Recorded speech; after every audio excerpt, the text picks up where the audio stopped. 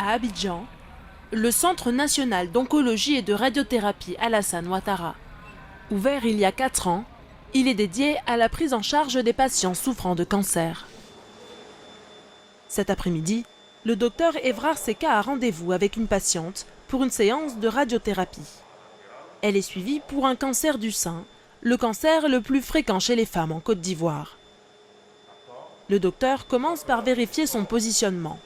Objectif, s'assurer que les rayons cibleront uniquement les tissus malades.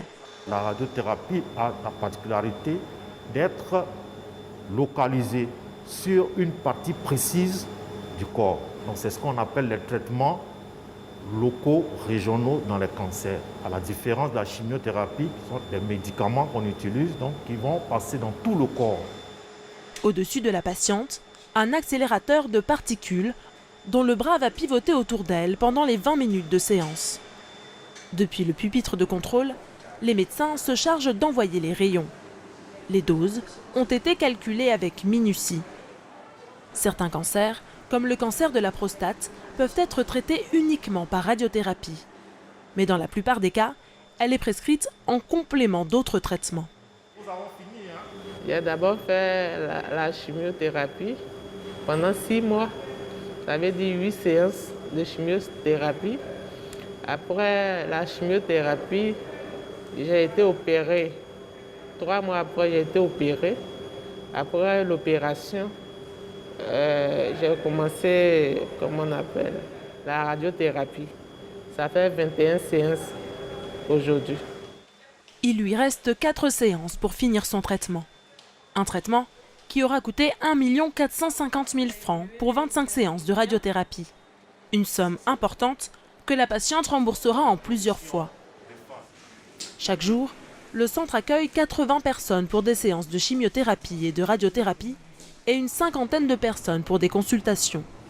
En 4 ans, le CNRAO a pris en charge plus de 6 000 patients. Une fierté pour Judith Koulibaly, sa directrice. Les personnes ont confiance. Ils ont confiance dans le plateau technique, ils ont confiance dans le cadre agréable qui est proposé par le centre et ils ont confiance dans les décisions des équipes. Parler du cancer, ça a beaucoup changé. Avant, les gens n'en parlaient pas. En dédramatisant le cancer, on se rend compte que de plus en plus de personnes viennent au dépistage. Mais nous sommes aussi conscients que le parcours est difficile. L'annonce du diagnostic est difficile. L'annonce des différents traitements est difficile. Il y a la peur des traitements.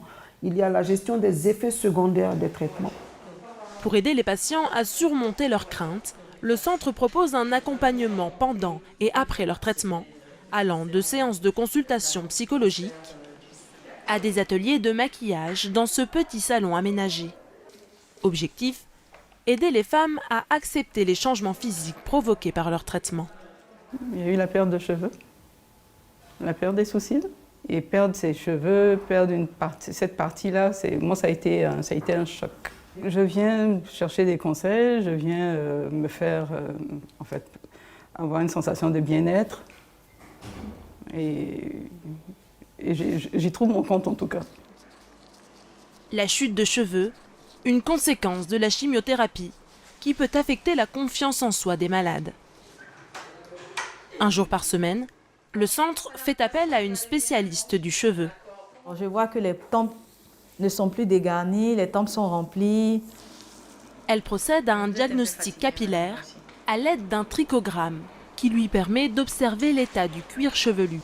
La chimiothérapie, malheureusement, va abîmer souvent la peau. Donc, on va avoir des petits boutons qui vont apparaître sur le cuir chevelu et qui vont souvent boucher un peu les follicules. Quand on ne fait pas des soins, les cheveux ont tendance à repousser de façon un peu anarchique.